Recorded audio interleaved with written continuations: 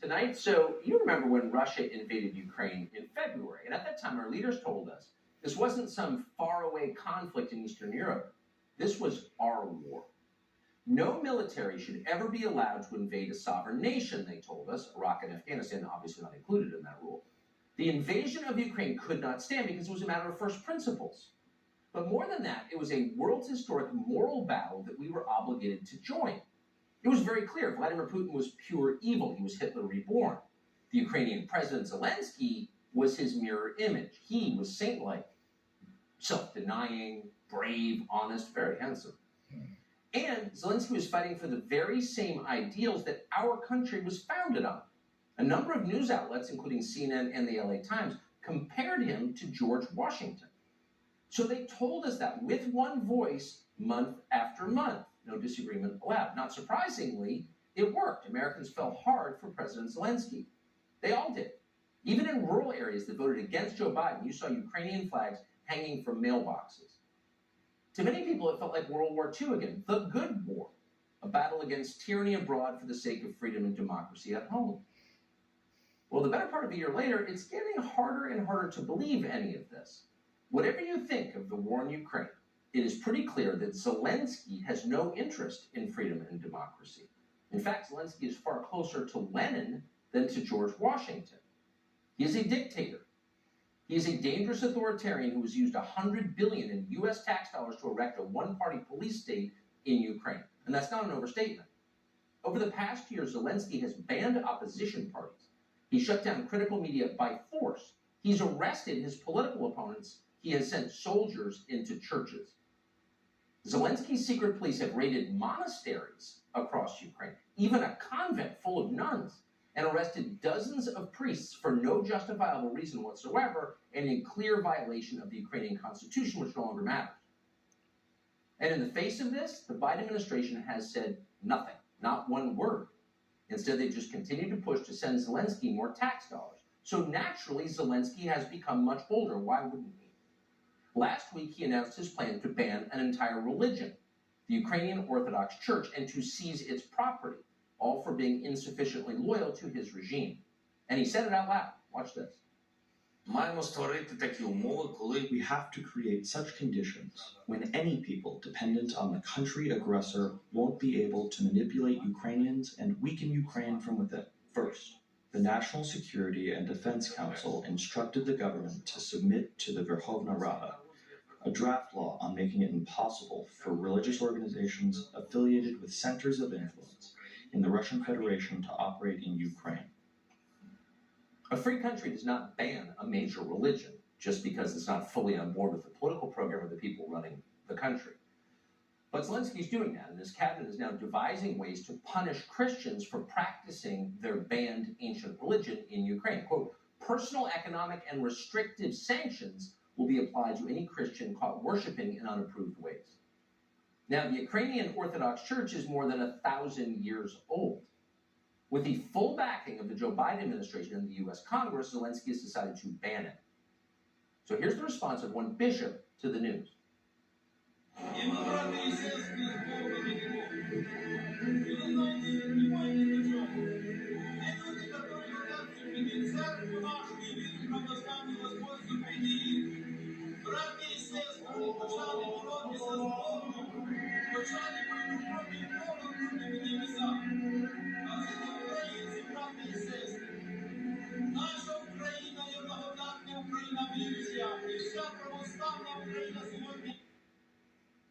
You're not allowed to send soldiers into churches. You're not allowed to arrest dozens of priests because they refuse to bow before you. You're not allowed to ban whole religions. So most of the U.S. media, most, have just ignored this. Some have made excuses for it. Oh, he has to do this because there's a war. But there's no justification for this whatsoever. The Ukrainian Orthodox Church is not Russian, it's Ukrainian. It has no connection to the Putin government. It has in fact officially denounced the Russian invasion of Ukraine. So once again, there is no justification for destroying and banning this church. And yet Zelensky's many celebrity backers in the West have said nothing about it. And they should know better. In May, George W. Bush, the great defender of Christendom, met with Zelensky on a Zoom call and afterward described him as the Winston Churchill of our time, a man who should be praised for his, quote, commitment to liberty. So where's George W. Bush on this question, now that his friend, the George Washington of Ukraine, has banned a form of Christianity in that country? Well, George W. Bush has been silent as well. So have many purportedly Christian members of Congress. They're backing Zelensky no matter how many Christians he arrests, no matter how many churches he seizes. To the Ukrainian people, you can expect the Congress to be there with you in terms of supporting your efforts to maintain your freedom. Everything that we can do to be helpful to them as they fight for their freedom. I think the history of the 21st century turns on how fiercely we defend freedom in Ukraine. We will continue to provide military equipment so that Ukraine can defend its territory and its freedom. The United States will continue our unwavering support for Ukraine as it defends its freedom. And let's get the job done so that we can save lives in Ukraine and defend the cause of freedom. The free world had no choice. America could not stand by. The American people did what they always have done: defend freedom around the world. Every single person you just watched has campaigned, many of them make a habit of campaigning, Lindsey Graham, ladies and gentlemen, in Christian churches in the United States. Will a single Christian leader say anything to them about this? You are funding the destruction of Christianity in Ukraine? Oh, but it's the cause of freedom. Really? The reality is that Ukrainians cannot listen to media outlets that criticize the Salinsky government because they've been banned. They cannot play music from Russian singers. No, this is not in Taliban-controlled Afghanistan. This is in the democracy of Ukraine that we support. They can't play music from Russian singers. They can't vote for an opposition party because they've all been shut down. And now their churches are being raided and their priests arrested. So the fact that our leaders are calling this freedom tells you a lot about what they're planning here. Of course, why would you defend this? Because you approve of it. For its part, Ukraine's defense ministry has stopped pretending this is about freedom. They're just happy they're getting paid, and they're finally crushing any opposition in their own country. And that's why Ukraine's military is now using your tax dollars to produce choreographed dance videos for social media consumption, sort of like the COVID nurses. Here's one of them.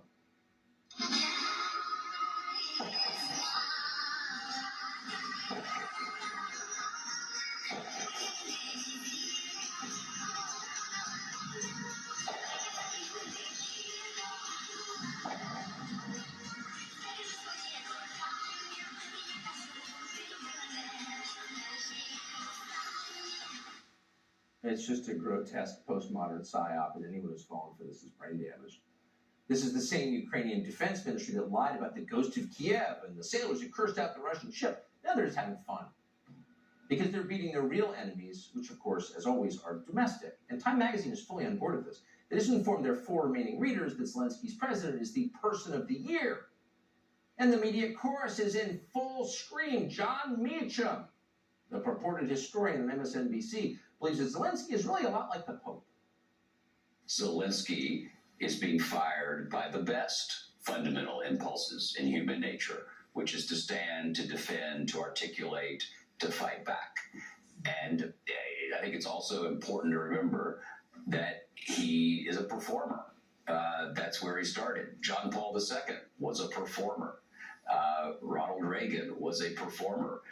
Winston Churchill understood the means of the media of his time. He understood the power of radio. Yeah. Franklin Roosevelt understood radio. It's not coincidental that great leaders understand. Great leaders.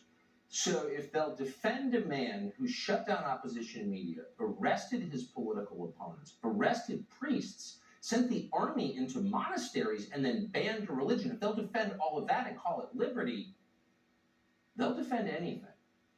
Glenn Greenwald has watched all of this for the past 10 months. He's an independent journalist. His work is in Substack. We're happy to have him join us tonight. So